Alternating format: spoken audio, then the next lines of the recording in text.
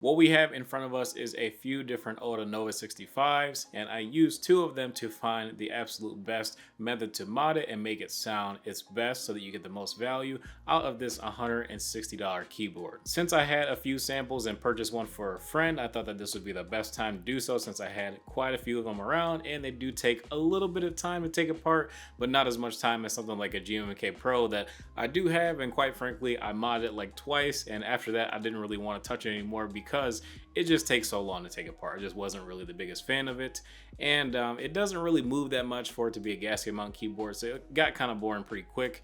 But anyways, I think that this is a much better platform, and so I thought that I would take a little bit more time and do a deeper dive into how to mod this keyboard to get possibly your most desired result. So the first set of mods that we did was the Polyfill and tape mods, and more or less you just take a little bit of Polyfill, you fill the bottom of the keyboard, and then you tape mod the bottom of the PCB. Personally, I decided to make sure that I didn't tape over the RGB LEDs so that I wouldn't block the underglow, because I do still prefer the looks of the underglow. I do wish it was a little bit brighter, but hopefully that gets fixed with the next version of the Nova. But more or less with the Polyfill, and at least in the black case, most of the RGB got blocked anyways, but when you turn your keyboard over, you do have this pretty cool cloud looking effect because it basically is a cloud underneath your keyboard. So it does not really give me the desired feel and sound that I'm looking for with the tape mod and the Polyfill. So maybe I would do just Polyfill or PE foam and Polyfill, but we'll talk about the PE foam in just a second here. But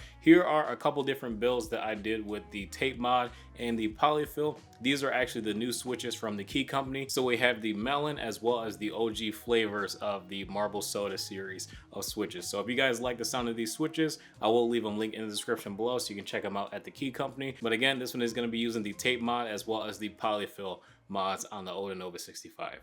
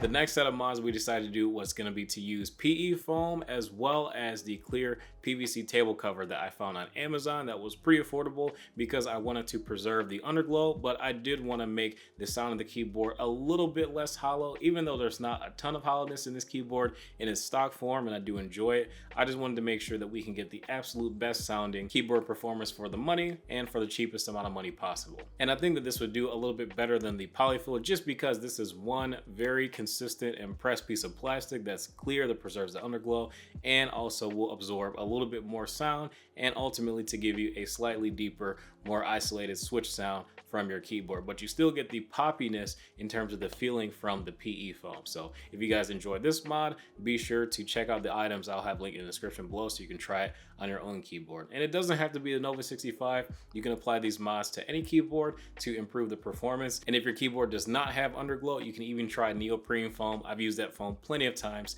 in the past and it does really great performance. But here are two different switches in both the Nova 65s with the PE foam as well as this PVC mod. The switches that we use are the Texi Oreo switches as well as the Texi Ice Grape switches. Both of these are linear as well as the marble soda switches that I was talking about before. All of these switches are linear because I just love to use linears. I'm going to use tactiles again eventually, but in terms of linears, I'm just having a lot of fun with these switches. But here are the sound tests. Let me know what you guys think in the comment section below.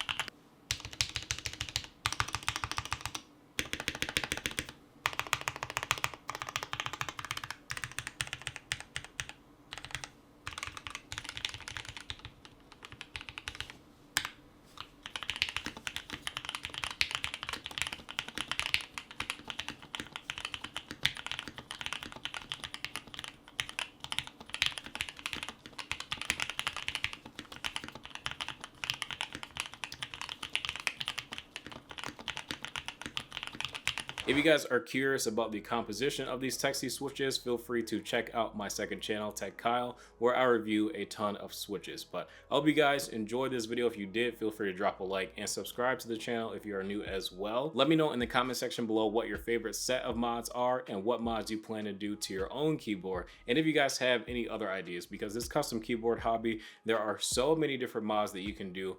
And yeah, you can make your keyboard pretty much sound however you want. Ultimately, I do prefer the slightly deeper but poppy sound of the PVC. With the PE foam, I just thought that that was a little bit more favorable to use.